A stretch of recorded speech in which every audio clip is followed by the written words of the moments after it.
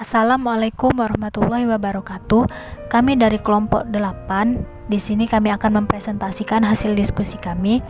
Sebelumnya perkenalkan dulu anggota kelompok kami. Saya sendiri Hoirunisa, kemudian ada Clara May Cynthia dan juga Fahriatul Kamila.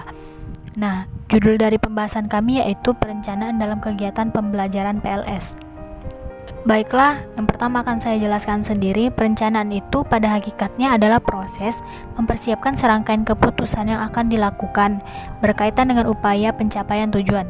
Nah, di dalam proses ini terlibat pula proses perumusan tujuan, mempersiapkan alternatif tindakan, dan mendesain program pencapaian tujuan yang akan dicapai. Kemudian, terdapat komponen-komponen perencanaan pembelajaran yang harus disiapkan oleh seorang tutor.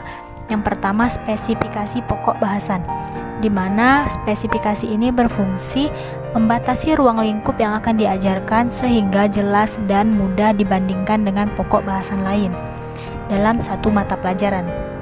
Nah, pokok bahasan yang sama tentu berbeda bila diajarkan pada kelompok yang lebih tinggi atau lebih rendah. Kemudian, yang kedua, adanya spesifikasi dalam tujuan, di mana isi pokok bahasan sudah spesifik, sudah tentu tujuan harus sesuai dengan pokok bahasan yang telah dipilih. Tujuan mengarahkan warga belajar kemanapun harus pergi. Kemudian adanya tujuan kegiatan pembelajaran menjadikan pedoman bagi tutor untuk menargetkan warga belajar sehingga setelah proses berlangsung, warga belajar memiliki kemampuan yang ditentukan untuk mencakup aspek kognitif, afektif, dan psikomotorik.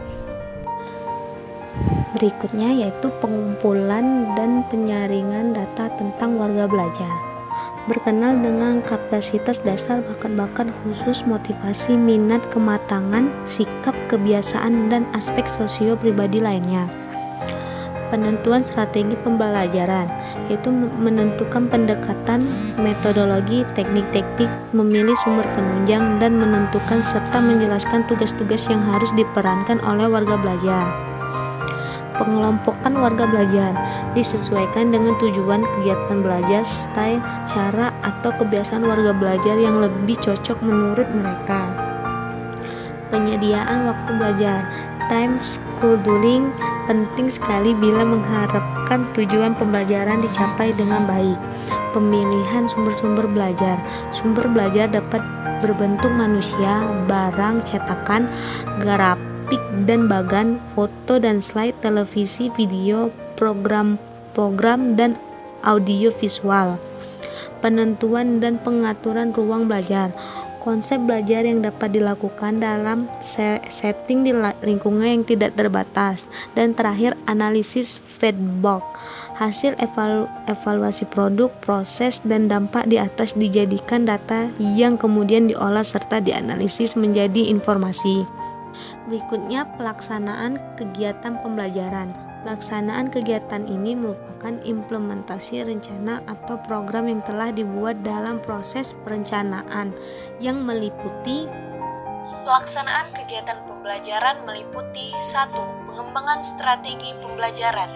Pengembangan strategi pembelajaran menunjuk upaya mengimplementasikan suatu rencana yang telah disusun. 2. Pemberian motivasi belajar. Kaitan antara motivasi dengan kepuasan belajar adalah suatu dorongan yang timbul dari individu warga belajar untuk mencapai hasil, yaitu belajar, sehingga hasil tersebut memberikan kepuasan. Yang ketiga, pemantauan disiplin belajar. Konsepsi disiplin mengacu pada ketertiban pelaksanaan kegiatan yang berpedoman pada peraturan yang telah disepakati bersama dan telah ditentukan dalam perencanaan. Evaluasi kegiatan pembelajaran. Evaluasi proses kegiatan pembelajaran lebih ditekankan pada keseluruhan komponen kegiatan, baik menyangkut input, proses, dan hasil-hasil yang diperoleh. Selanjutnya, kesungguhan menggunakan tujuan pembelajaran sebagai tolak ukur keberhasilan.